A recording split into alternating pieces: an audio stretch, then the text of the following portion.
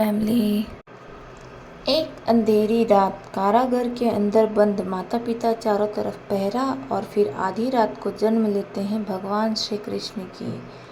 लेकिन सवाल है, श्री कृष्ण का जन्म आधी रात को ही क्यों हुआ और उनके जन्म के पीछे सनातन धर्म का कौन सा गहरा संदेश छिपा है? आइए जानते हैं।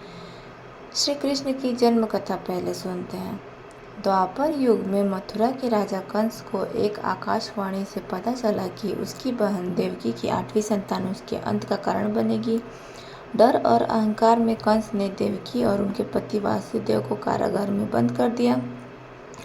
पौराणिक कथा के अनुसार देवकी की संतानों को कंस ने मार दिया और 8वीं संतान के जन्म का इंतजार करने लगा।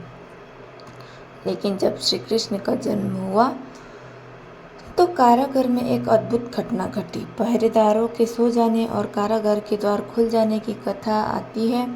वासुदेव बालक कृष्ण को लेकर यमुना पार करते हुए गुरुकुल पहुंचते हैं और उन्हें नंद बाबा तथा माता यशोदा के पास पहुंचाते हैं। आधी रात का रहस्य। अब सवाल, श्री कृष्ण का जन्म आधी रात में ही क्यों माना जाता है? पारंपरिक मान्यता के अनुसार श्री कृष्ण का जन्म भाद्रपद मास के कृष्ण पक्ष की अष्टमी तिथि को रोहिणी नक्षत्र में मध्य रात्रि के समय हुआ था। आध्यात्मिक रूप से इसे एक सुंदर प्रतीक के रूप में भी देखा जाता है। जब अंधकार अपने चरम पर होता है तब प्रकाश का आगमन होता है। यानी संदेश यह है कि सबसे कठिन समय में भी आशा का जन्म हो सकता है।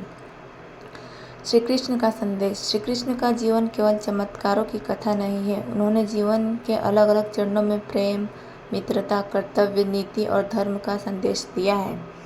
बचपन में उनकी लीलाएं लोगों के मन में आनंद भरती है और महाभारत में उन्होंने अर्जुन को कर्म और धर्म का मार्ग समझाया।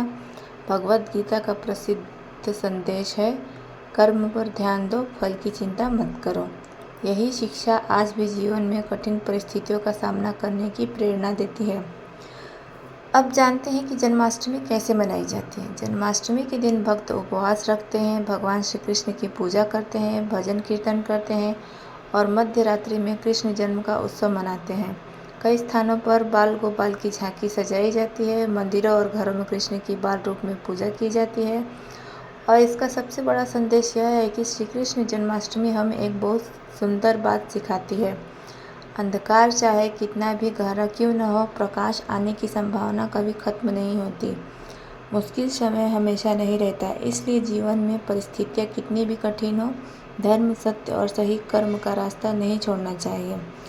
इस जन्माष्टमी जब आप भगवान श्री कृष्ण के बाल रूप के दर्शन करें तो केवल उनकी सुंदर छवि को न देखें, उनके जीवन का संदेश भी याद रखें। मुस्कुराना सीखिए, सही कर्म करना सीखिए और कठिन समय में भी उम्मीद मत छोड़िए, क्योंकि श्री कृष्ण का जन्म हमें यही याद दिलाता है कि जहाँ अंधकार होता है वहीं से प्रकाश की शुरुआत भी हो सकती है। ऐसे ही सनातन परंपराओं के पीछे छिपाए कथा और उनके अर्थ जानने के लिए सनातन दर्पण को लाइक और सब्सक्राइब जरूर करें।